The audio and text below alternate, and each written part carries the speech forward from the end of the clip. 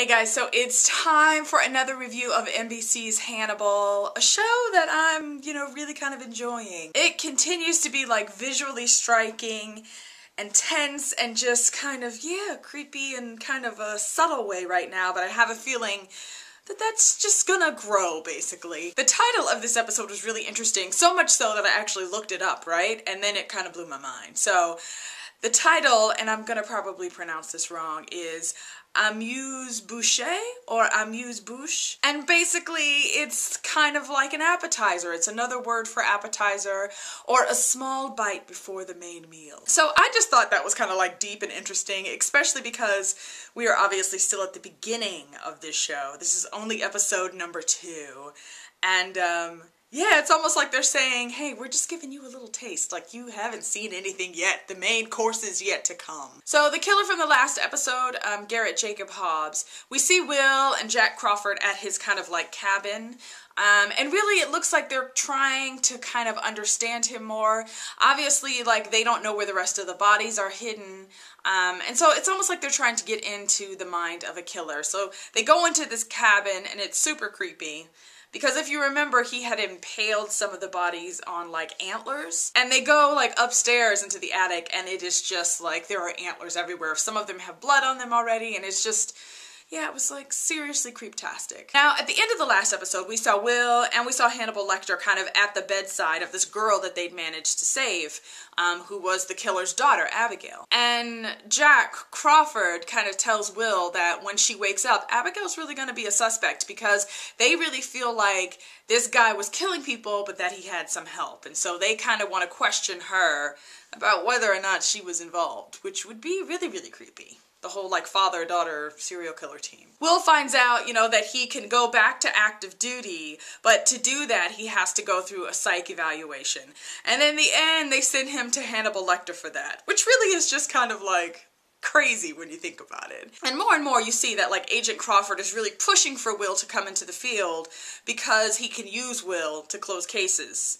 He doesn't really care that Will is, like, seriously on edge. So why this man would ever get sent back to active duty just kind of escapes me completely. And their sessions together are really telling. Like, by the end of the episode, we have Will admitting that he liked killing Garrett Jacob Hobbs. And I think if we look at Will's gift, the whole kind of pure empathy thing, and if we look at the fact that he goes to the crime scene and he really sees things through the eyes of the killer, I don't know, it's like how long can you do that without that really having an effect on you? So at the end, when he admits to Hannibal that he enjoyed killing Garrett Jacob Hobbs, and that's probably why he's been seeing him, like, throughout the episode. It was just really telling, and it really kind of scared me for Will, because I want to root for him to be a good guy, but at the same time, with Hannibal Lecter in his mind, it's like, what's to stop him from really kind of turning into a killer himself? So, I hope that doesn't happen. Now, of course, there was way more creepiness in this episode. We see 3 boys kind of, like, out in the woods hiking, and they find, like, 9 bodies, right?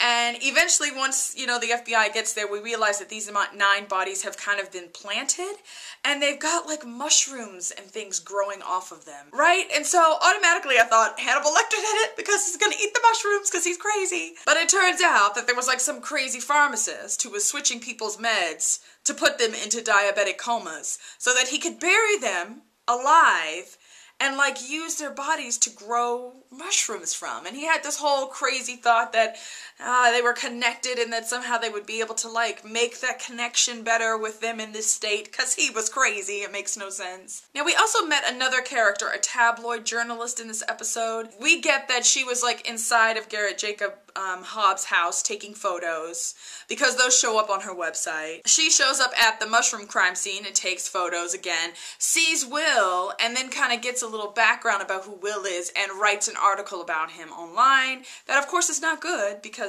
she basically says that they're using a crazy person to find a crazy person. And because of her article that she posts, the mushroom guy at the pharmacy actually is able to escape before the FBI catches him. Yeah, I'm just gonna say right off the bat, she's going to annoy me greatly already, because she just seems like that kind of, like, I'm an evil journalist type of thing. So I hope they kind of do a little more with that character, because, yeah, right off the bat she annoys me. And I know she's supposed to, but I just want her to have a little more depth. than just, I'm a reporter and I'm bad. I will say I thoroughly enjoyed the scene between her and Hannibal Lecter, right? Because she totally tries to play him. She comes to the office to try to play like she's looking for a psychiatrist, when really she's recording the session that Hannibal Lecter had with Will. And then as soon as she comes in to Hannibal's office, I mean, he talks to her for about a minute before he realizes she's a reporter and kind of tells her, like, I know who you are. And then he makes her, like, delete the recording that she'd done of Will's session. But of course she'd already heard it, and that's kind of where she gets what she uses for her article. But I loved that scene between the two of them. She really is, like, yeah, very unapologetic. So, like, towards the end of the episode, when the police officer who she'd used and lied to at the mushroom crime scene kind of comes to confront her, you know, has no apologies. And then I was freaked out because out of nowhere, here comes the mushroom killer guy, and he shoots the police officer and then tells her, like, I read your article, tell me more about Will and where I can find him. So this crazy guy thinks that he can be connected to Will somehow and that he can help Will in his connection with Abigail. He shows up at the hospital to try to take Abigail's because he's gonna go bury her and grow some mushrooms out of her because he's crazy. And, you know, yeah, Will manages to swoop in and save the day again. So I feel like his confidence is growing. They actually at one point too show him, like, practicing his, like, shooting skills, like he's kind of getting ready to go back out into the field. But again, like I said, I don't know that that's a good thing for him. And now it's time for what I'm sure is going to become kind of a recurring theme in my Hannibal reviews. It's time for the Who Ate at Hannibal's House report. This week's clueless victim was Jack Crawford. So we see Jack Crawford go to eat at Hannibal's house, right? And he tells him what he's eating is like some pork dish. It's not pork, it's like people. And I was like screaming at the TV, of course, like, don't eat that!